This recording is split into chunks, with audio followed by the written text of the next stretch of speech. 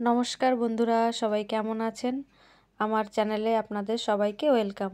আজকে আবার একটা নতুন এবং খুবই মজাদার ভিডিও নিয়ে চলে এসেছি। ভিডিওটি শেষ পর্যন্ত দেখবেন এবং আমার চ্যানেলটিকে অবশ্যই সাবস্ক্রাইব করে নেবেন সুন্দর সুন্দর ড্রয়িং শেখার জন্য।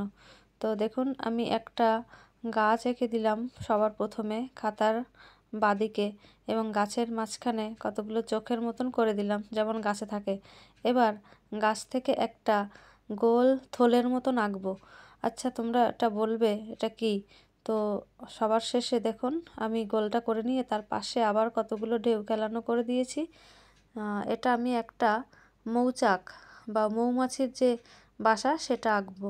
তো তার জন্য আমি এরকম অনেকগুলো ঢেউ খেলানো 3-4টে লাইন করে নিয়ে এগুলোকে আবার আড়াআড়িভাবে আবার ঢেউ খেলানো, দেখুন ছক ছক মতন চৌকো চৌকো মতন ঘরের মতন আমি করে দিলাম।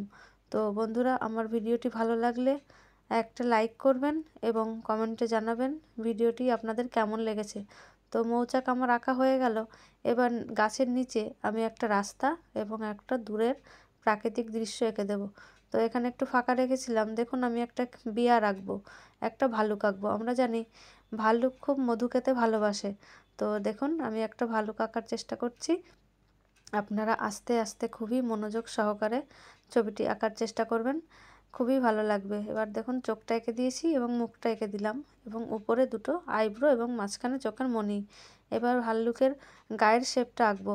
তো পেছন দিক থেকে কতগুলো ঢেউ খেলানো দাগ দিয়ে আমি আর সামনের দিকে একটা পা এঁকে দিলাম। এবার একটা হাত, এবং ভাল্লুকটা যেহেতু মধু আনতে বা মধুর জন্য এগোচ্ছে, তার জন্য হাত দুটোকে আমি সামনের দিকে এগিয়ে দেব। তো দেখুন, একটা হাত আমার আঁকা হয়ে গেছে। এবার আর একটা হাত আমি এঁকে দিলাম। তো ভাল্লুকটা আঁকা হয়ে গেল এবং ভাল্লুকের কানটা এঁকে দিয়ে এবং পেছনে যে সিনারিটি বাকি ছিল সেটাকে দিয়ে শেষ করলাম। তো এবার গাছের মাঝখানে আবার কতগুলো দাগ দিয়ে দিলাম। এবার একটা মৌমাছি এঁকে দেবো। আমরা জানি মৌচাকের মধুগুলো কিন্তু মৌমাছিরাই সংগ্রহ করে। এবার দেখুন, মৌমাছিটা আমার আঁকা হয়ে গেল। দুটো পা এঁকে দিলাম এবং মাঝখানে একটা চোখ এঁকে দিলাম। তো আঁকাটা কমপ্লিট হয়ে গেল। এবার যে মৌচাকটা আমি এঁকেছিলাম সেই গাছের দাগটা যে টেনেছিলাম সেটা আমি মুছে দিয়ে মৌচাকটাকে একটা সুন্দর শেপ দিয়ে দিলাম এবং সবশেষে কালার করব।